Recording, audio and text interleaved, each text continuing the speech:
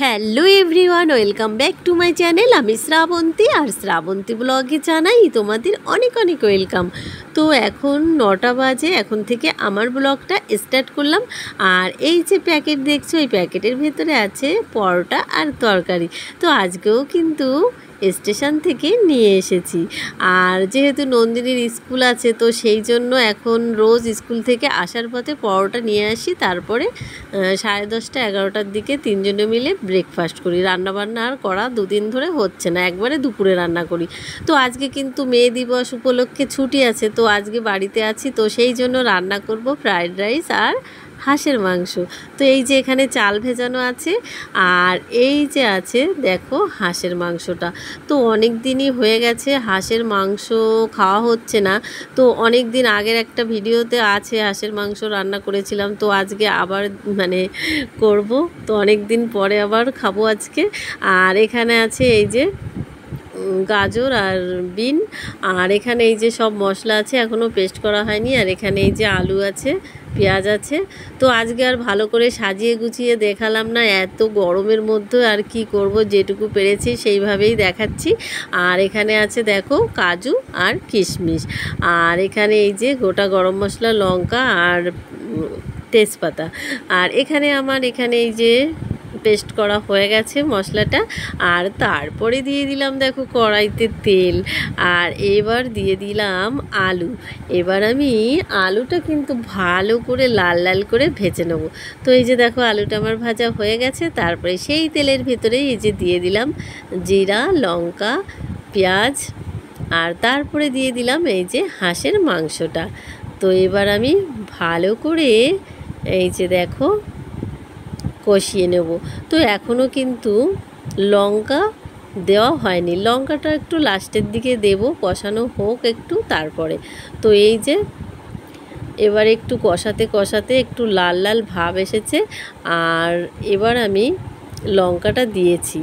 তো এখানে ক্যামেরার জন্য কিন্তু ভালো একটা কালার আসেনি, এমনি কিন্তু দেখতে কালারটা অনেক সুন্দর এসেছিলো। তো ক্যামেরায় ভালো একটা আসছে না কেন জানি না। আর এই যে তারপরে দেখো দিয়ে দিলাম জল, আর এবার জল দিয়ে আমি এই যে প্রেসার কুকারে দিয়ে দেবো। আর এর ভেতরে আলুটাও দিয়ে দিলাম। আর হাঁসের মাংস যেহেতু, তো এবার প্রেসার কুকারে তো দিতেই হবে। তো এই যে প্রেসার কুকারে দিয়ে দিলাম।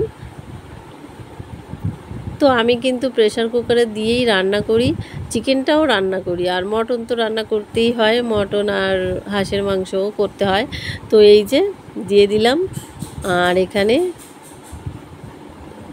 আর তারপরে দেখো এই দিকে এই যে ফ্রায়েড রাইসটা আর ডিটেলসে দেখালাম না। তো ফ্রায়েড রাইস তো অনেকবার আমি তোমাদের কাছে শেয়ার করেছি, তো সেই জন্য আর দেখালাম না। আর তারপরে দেখো এই যে সিটি হয়ে গেছে, তারপরে দেখো এটা খুলেছি। আর এই যে এবার আবার কড়াইতে এটা দিয়ে জ্বালাবো। তো অনেক এই দেখো জল জল আছে, তো এটা অনেকটাই টানাতে হবে, জলটা একটু টানবি তারপরে এই যে। তো অনেকক্ষণ আমি জাল দিলাম, আর তারপরে এই যে দেখো একটু গ্রেভি গ্রেভি হয়ে গেছে। তো এইবার আমি নামিয়ে নেব। তো ফাইনালি এই যে আমার হাঁসের মাংস রান্নাটা হয়ে গেল।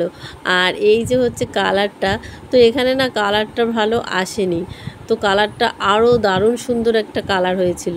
তো এই যে তো এখন আমি সাজিয়ে নিয়েছি টেবিলে, আর এখানে স্যালাড আছে, আর এই যে ফ্রায়েড রাইস আছে, আর এখানে কালারটা একটু সুন্দর দেখাচ্ছে দেখো। তো এই যে থালা সাজিয়ে ফেলেছি, এখন আমরা সবাই মিলে খেতে বসবো। তাহলে আজকে আমার দুপুরের লাঞ্চ মেনু এই দেখো হাঁসের মাংস, ফ্রায়েড রাইস আর স্যালাড দিয়েই হবে। তো তোমরা কে কে খাবে চলে এসো।